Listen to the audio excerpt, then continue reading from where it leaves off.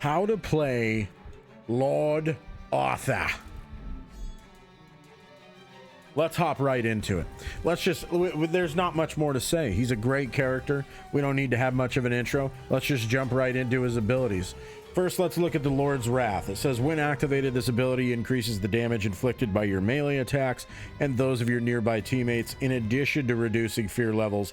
If Lord Arthur has a sword, he inflicts extra damage. Now, a few things about this ability. First of all, the extra damage that he inflicts with the sword is 20%. 20% extra damage if you have a sword on you while Lord's Wrath is active. That's on top of the 30% extra melee damage that you already get from this ability. So it's a total of 50%. So that's just important to keep in mind. It's a 20%. It doesn't say what the damage bonus is with the sword, but it's 20%. The fear reduction says 1 down here. If you see this, what does that mean? You reduce your fear by 1.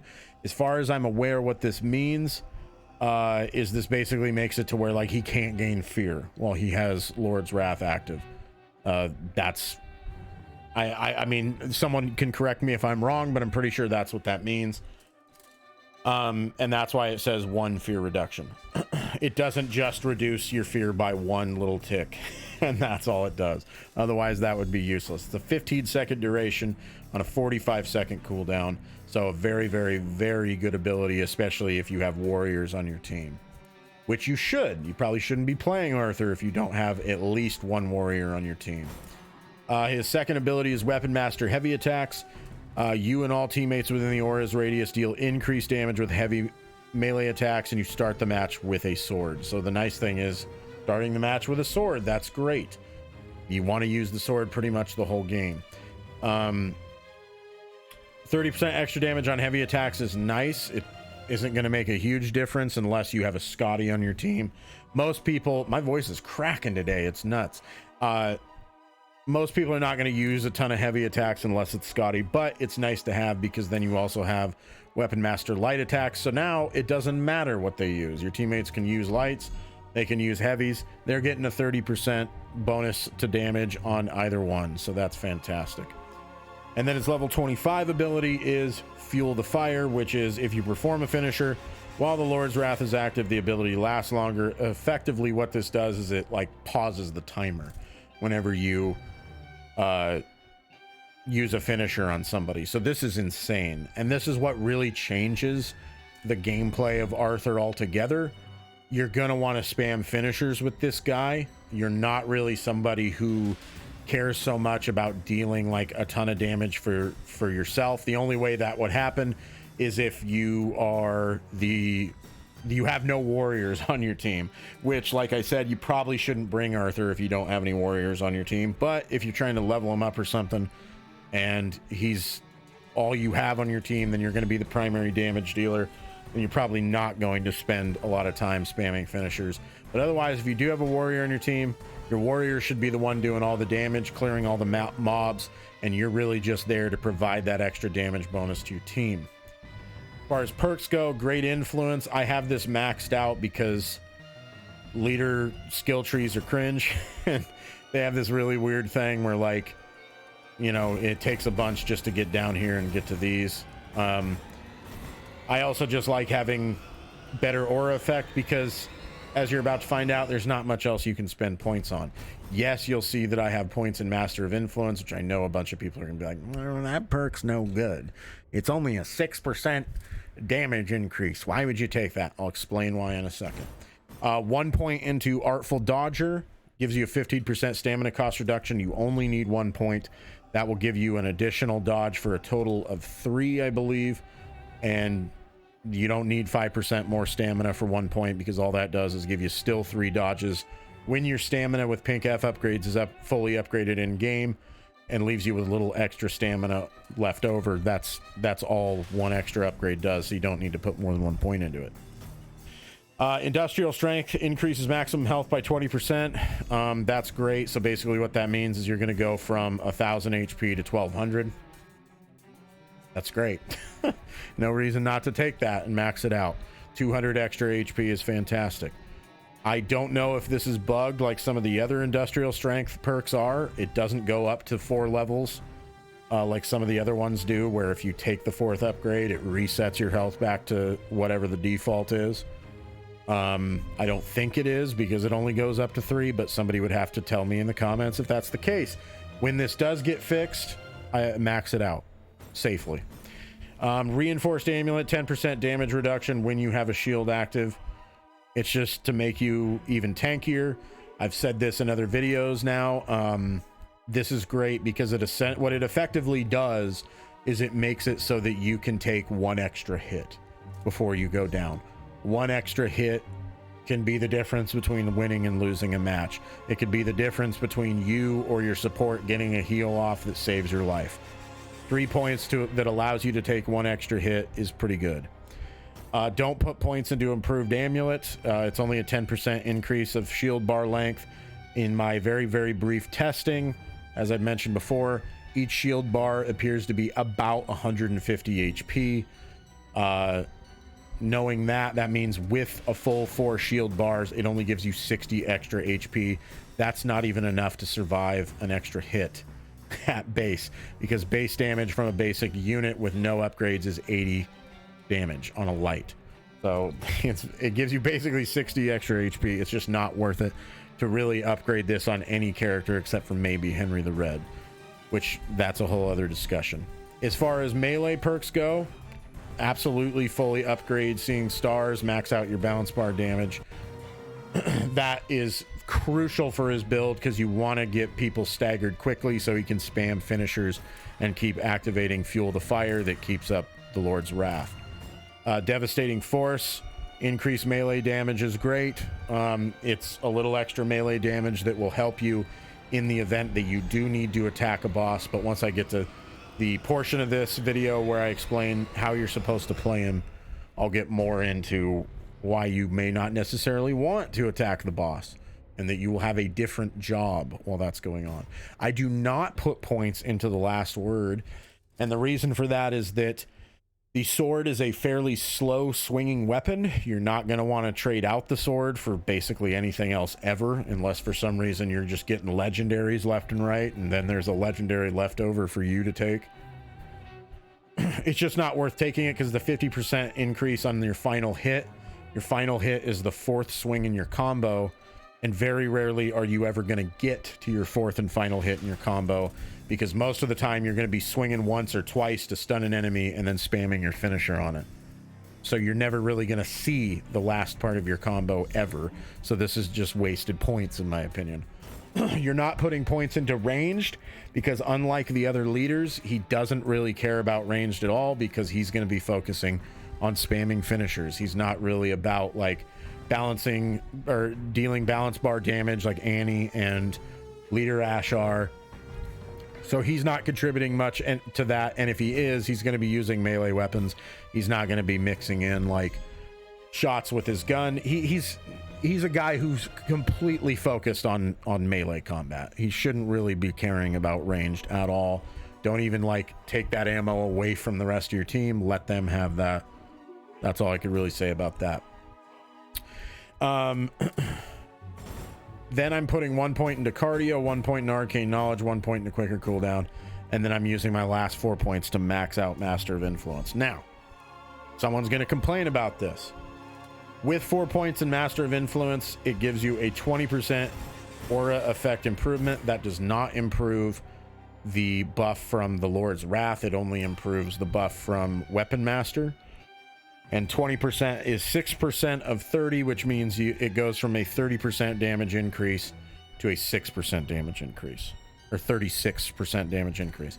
A lot of people would say that's not worth essentially 1, 2, 3, 7 points of investment just to get a 6% damage increase. However, I would say that 6% damage over time, which is essentially, if you play him correctly, you're going to have that damage up all the time. I mean, actually, that doesn't apply to Lord's Wrath, so forget it. It applies all the time when you're near people. 6% extra damage over the course of a match can make a difference, but more importantly than that, there's really nothing else to put points into. I think everything else on here just isn't worth putting points into. I don't think you need to put points into range stuff. He just doesn't care about wasting time shooting things. He shouldn't be shooting things. He should just be attacking and like mobs and then spamming finishers. He just doesn't need to shoot things. And if you look at this tree right here, you get deep pockets ammo. He doesn't really need to carry extra ammo necessarily. That's not really his job. You can share ammo amongst each other. He's not really a ranged character. He doesn't need to pick up a ton of ammo. And if he does, he can carry enough just as it is at base. I can still help. I think it's just useless. If you die, most of the time people are not going, if you die or go down, unless it's on the objective, most of the time people are not going to be sticking around in the area. So I don't know. I just don't think it's worth it. And you shouldn't be going down because you're going to be F spamming. You're going to be F chaining. So you should be like the last person who goes down, except for maybe your warrior. I don't know. Echoes of the Aura. This is the only one that makes me go, maybe that's worth specking into. 7 seconds lasting effect outside of your aura is pretty decent, but your aura is so big. If you max out Great Influence, you're going to be covering the entire objective when it's the dagger step and the lost pages. So I just don't see any reason for this. No one's going to walk out of your aura because it's going to be gigantic anyway. Reduce the objective timer by 50%. I just don't think that that's worth it. And then over here, carrying more matchsticks. Are you kidding me? Light therapy, increase it. You already are basically immune to fear when you max out your pink F in games. You definitely don't need that or fear no evil. And then investing points into stuff that's completely useless to you in order to get to tougher than hell for a 10% damage reduction. I just don't see that as worth it. So it's kind of the least bad option. It's not the best option, it's the least bad. So I like personally going into Master of Influence. I think the 6% damage can make a difference, especially like on a boss. People are just wailing away, and as warriors get higher and higher damage, that 6% makes a bigger and bigger difference. You know, like 6% of a 500 damage swing is going to be quite a bit compared to like 6% of a 100 damage swing. So overall, I think the 6%, extra 6% might be worth it. I'm still testing. You might disagree with me, and that's fine. If you do disagree with me, I do think what you would probably want to put points into is down here, and go ahead and put points into stopping power. This is if you are someone who wants to be like the primary damage dealer. If you're somebody who's like, well, I don't want to rely on my warriors and just buff them and be the guy that's there to buff my warriors, you can put points into your range stuff and really mix in ranged attacks and melee. And then like if you're fighting a boss, for instance, you can pump them with a boomstick and then heavy them, you know, and try to really take out their damage bar. So if you were going to put your perks in something other than Master of Influence, I would say the range stuff is probably where you want to go. And then we're going to take a look at the Pink F upgrades. Let's take a look at his Pink F upgrades. He's a lot like most leaders. Most of the leaders have much of the same Pink F upgrades that you, or I can't English today, dude. You're going to take the same Pink F upgrades in the same order that you would on most of the other leaders. Like, it's all pretty much the same stuff. So if you look at his Pink F upgrades, I would always take fear first. Go ahead and get that 50% fear reduction. That's going to make you essentially immune to getting possessed for the rest of the match. That's why I always go for that first. After that, you have a few different choices. If you have a good support on your team, take shield first and let them shield you. If you don't have a good support on your team, I would say take stamina next and get that stamina cost reduction, so then that way you can get your 3 dodges. 3 dodges do make a big difference. After that, I put my points into melee. Melee is good because you get that extra melee damage, you get that extra attack speed. It's basically going to make you into a pseudo warrior if you upgrade your melee all the way. It's just great on Arthur specifically. And then I would take health after that, plus 100 max health. not too bad. And then ranged last. You don't need range too much because Arthur's probably the one leader, like I said, where you don't really need to use ranged pretty much at all. And then as far as ranged weapons go and which ones you want to pick, you're taking the scraps of whatever your team doesn't want. I would pretty much always go with shotguns on all leaders. Annie's an exception. Annie's can kind of choose what she wants because she's kind of a pseudo hunter herself. But I would definitely go with like a boomstick, a basic shotgun, or a double barrel, something like that. Something that does high balance bar damage, because that's what you care about if you're going to be using any kind of ranged weapons at all, which you really shouldn't, but if you are, you want balance bar damage. As far as melee weapons go, the sword. That's it. You're going to be using the sword the whole time. I wouldn't really recommend picking up anything else. The only time you ever should is if something really crazy drops, like a legendary axe drops and your Scotty picks it up, and then all of a sudden a legendary sledgehammer drops and your Ash doesn't want it. Then you can probably go ahead and take the sledgehammer. At that point, the bonus you're getting from having a legendary weapon outweighs the bonus you get from using a sword and getting the 20% damage bonus. So, and it's not just legendary. If you get like a really good purple or a really good blue, same sort of thing, you can swap out if you want. But outside of that, you're going to be using the white sword. Never trade the white sword for like anything else. Just keep using the white for any other white weapon. Just keep the sword. You can compare damage numbers if you find a weapon that's a higher rarity in game. As far as how to play them, stick near your team, just like all warriors. You're going to be trying to clear up basic mobs, especially once you get to level 25. You're going to be spamming F and F chaining as much as possible. And the reason for that is that it's going to keep up the Lord's Wrath for a lot longer. The Lord's Wrath itself, once you get to level 25, you can be a little more liberal in its use. You can use it a little more often. But for the most part, until you get to level 25, and even a little bit once you're there, you want to save your Q for when a possessed unit or a boss shows up. Is pretty much what you want to do.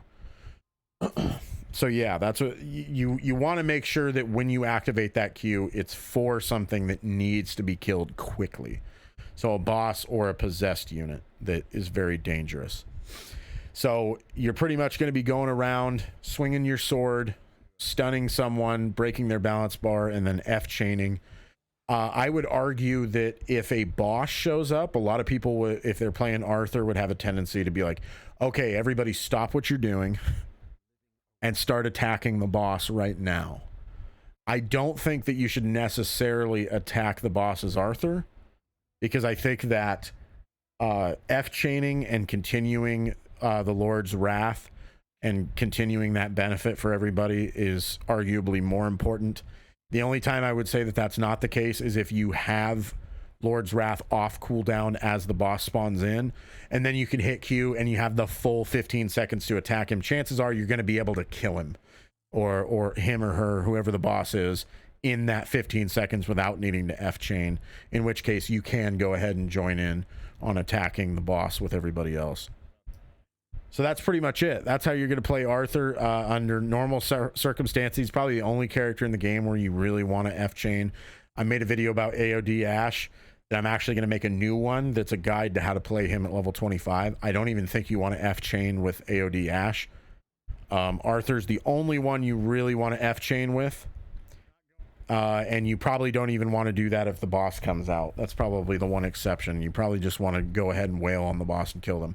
One last thing I want to mention is that at the time of making this video, his ability is currently bugged to where his melee boost is also applying to ranged. So he's really busted right now to where he's like making your team's damage numbers go super crazy, especially if you have a hunter on your team. Once that's fixed, though, he's still going to be a very, very good character to pair with a warrior, and I would only ever use him if you have a warrior on your team. So this is how you play Lord Arthur. I hope that this video helps you. If it did, please subscribe if you haven't already, if you made it to this point in the video. And that's pretty much it. Thank you all again for all the support. Hope it helps you, and thank you for watching.